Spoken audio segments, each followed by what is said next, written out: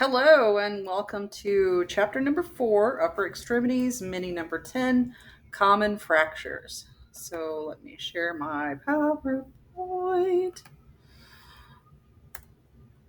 And so here we have a tuft fracture, and a tuft fracture happens at the end of a distal phalanx, could be any one of them. This is usually from a crushing injury. Here we have a mallet fracture. You see this little piece of avulsed bone is right in here. And this actually, what has happened is a tendon has snapped back so hard that it pulled a piece of bone out. This is usually a sports injury, but that is called a mallet fracture. So here we have a transverse fracture in the middle of the phalanx, right here. And this was caused by a finger getting slammed in the door. And you can tell this is a child because of the growth plates haven't come together yet. So here's the fracture, here's the end of the phalanx, here's the growth plate, and then the end of the phalanx. You can actually see the fingernail right there. So here we have a fracture dislocation. It's actually kind of hard to see, but you can see that the finger is not sitting where it's supposed to be. This person, I can tell, is a younger person whose growth plates have not come together either. There's a fracture right there, and it is obviously dislocated.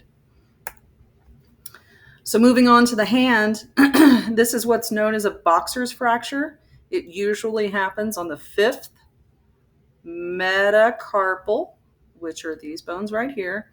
And you can see this in a variety of ways, but sometimes they're so subtle that you can only see them on an oblique. Okay, that's why we do 3 views for a hand. You may not be able to see it on a PA, but you can definitely see it on an oblique.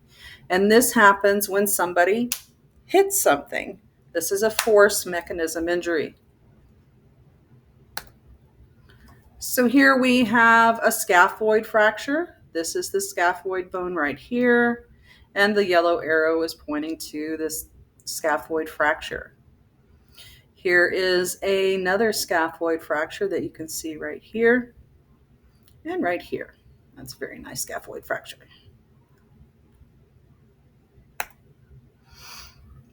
So between wrist fractures, they're either called a Colles fracture or a Smith fracture, depending on which way you fell onto it.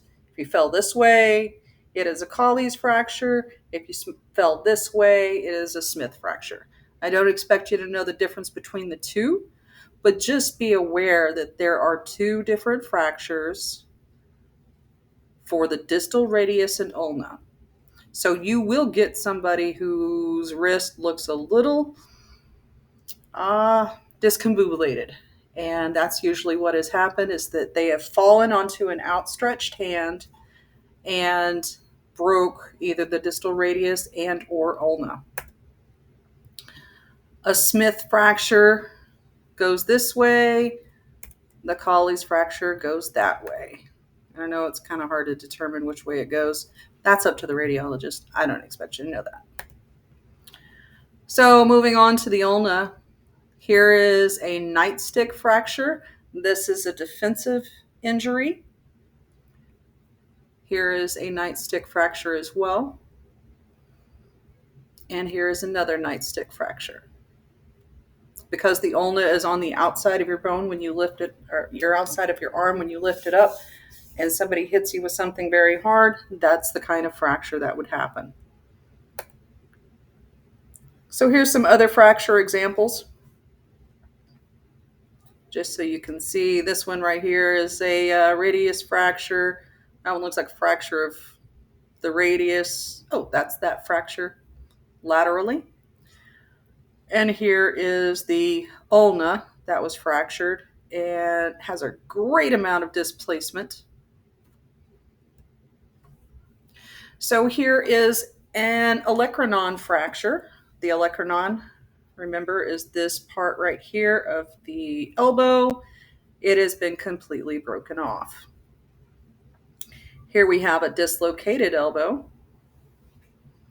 And right here we have a radial head fracture. This is in the oblique, the medial, no, lying, lateral oblique to see the radial head. And you can see that little bitty break right there. So here are some distal humerus fractures. Sorry, the pictures look a little weird. Here you can see this is where the bone broke. The olecranon's fine, hanging out there. I think this is the AP view of this one. Yeah, that's a hot mess. That's going to require some surgery. Here is another distal humerus fracture that is completely dislocated from that. And that is it. You can go and take the quiz.